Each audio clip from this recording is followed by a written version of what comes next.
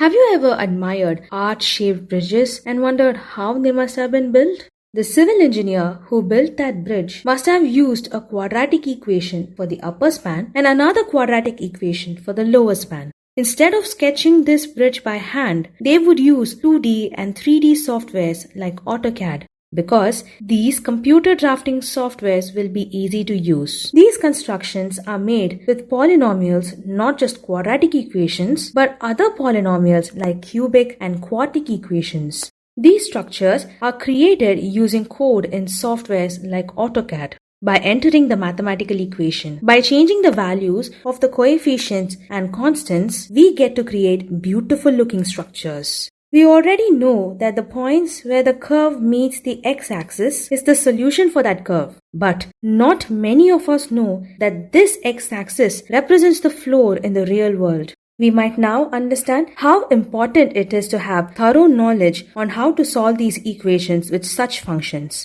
It is quite hard to find out how to solve these equations to find the points or places where the building meets the ground. Suppose these equations were in quadratic form, then we can find the solution to these equations using substitution method itself. Not just that, the equations in this quadratic form will give us beautiful looking structures. Hi, welcome to Fun Maths Academy. In this video, we shall learn how to solve quadratic equations with specific functions using substitution method. But before that, let us recall few terms in quadratic equations. Standard form of a quadratic equation is ax squared plus bx plus c is equal to 0. When plotted on a graph, we get a U-shaped parabola. For this equation, we may have two solutions or one solution or no solution at all. To solve these, we can use factorization method or quadratic formula method or completing the square method. To learn or recall about these methods in detail, click the links provided in the description box.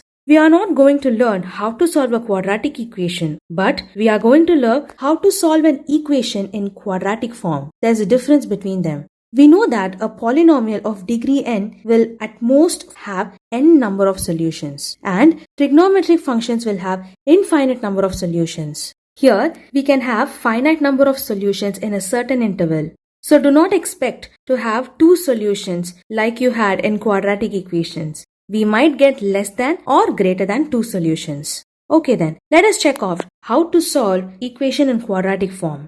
An equation in quadratic form will be of the form at squared plus bt plus c is equal to 0. Here, the variable t can be an algebraic expression or a trigonometric function or an exponential function. On substituting these functions as a variable, we can solve the quadratic equation containing that variable using appropriate method.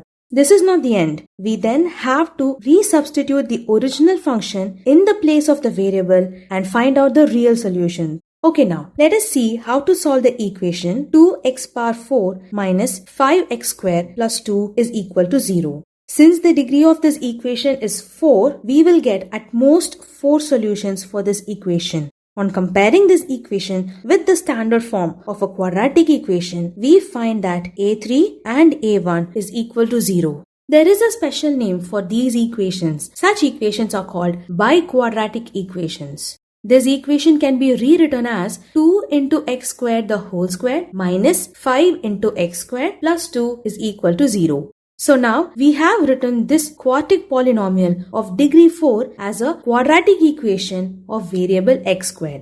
Now let us substitute this x squared by t. Let us solve this quadratic equation using quadratic formula. The formula for this form will be t is equal to minus b plus or minus square root of b squared minus 4ac by 2a. As in this equation, a is equal to 2, b is equal to minus 5 and c is equal to 2, we get t is equal to minus of minus 5 plus or minus square root of minus 5 the whole square minus 4 into 2 into 2 divided by 2 into 2. Minus of minus 5 becomes 5 and so minus 5 the whole square becomes 25, 4 into 2 into 2 becomes 16. And 2 into 2 becomes 4. We get t as 5 plus or minus square root of 25 minus 16 by 4. As 25 minus 16 is equal to 9, we get 5 plus or minus square root of 9 by 4. Square root of 9 is equal to 3, right? So we get 5 plus or minus 3 by 4. From here, we get t as 5 plus 3 by 4 and 5 minus 3 by 4. On simplifying further, we get the value of t to be 2 and 1 by 2.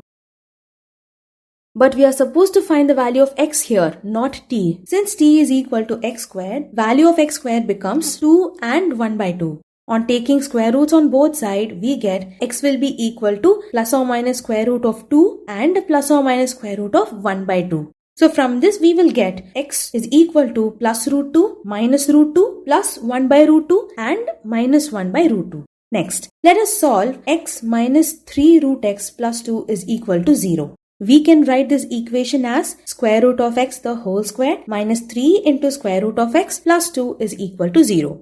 Let us substitute the middle term root x as t. From that we get square root of x the whole squared is equal to t squared. That is x is equal to t squared. So a quadratic equation with variable t will be t squared minus 3t plus 2 is equal to 0. Let us solve this using factorization method. On multiplying the coefficient of t squared and constant 2, we get 2. On finding factor pairs, we get pairs 1 and 2 and minus 1 and minus 2. On adding the terms minus 1 and minus 2, we get the coefficient of t to be minus 3. And so, we shall split the middle term as minus 1 and minus 2. We get t squared minus t minus 2t plus 2 is equal to 0.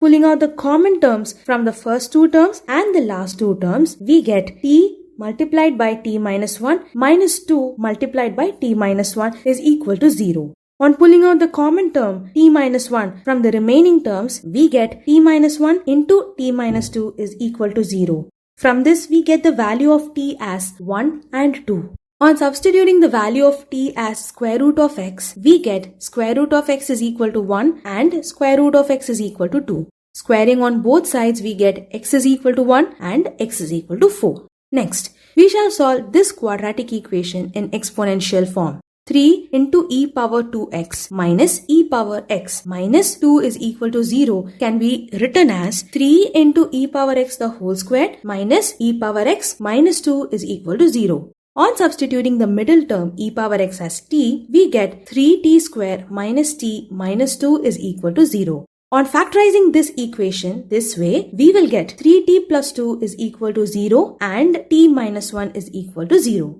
From this, we get the value of t to be minus 2 by 3 and 1. On substituting the value of t with the original function, we get e power x to be equal to minus 2 by 3 and e power x is equal to 1. Here, e is a transcendental number, that is, it is an irrational number that lies between 2 and 3. Whether the power of e is positive or negative, the value of that term will be positive only. If you're doubtful, you can also check the values of e using a calculator. Keeping this in mind, we can omit the value e power x is equal to minus 2 by 3 as it's not possible.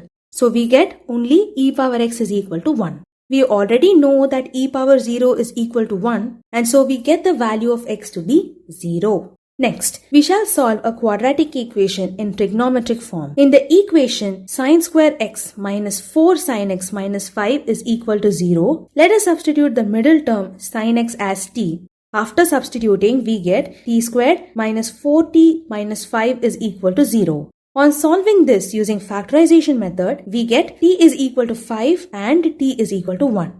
Now, on substituting this t with the original function, we get sin x is equal to 5 and sin x is equal to minus 1. We are already aware that the value of sin x varies from 1 to minus 1. So, let us omit the value sin x is equal to 5. Now, on observing sin x is equal to minus 1 in a graph of closed interval 0, 2 pi, sin 3 pi by 2 has the value minus 1. So from this, we get the value of x to be 3 pi by 2. So, in this video, we checked out how to solve quadratic equations with algebraic expression, exponential and trigonometric functions. Examples on this topic will be covered in another video. An assessment on this topic is mentioned in the description box. Do give it a try. Hope you were able to understand the concepts easily. If you have found this video to be useful, do share it with your friends and family. Hit the thumbs up button and subscribe to Fun Maths Academy channel to get constant updates about new videos. Thank you.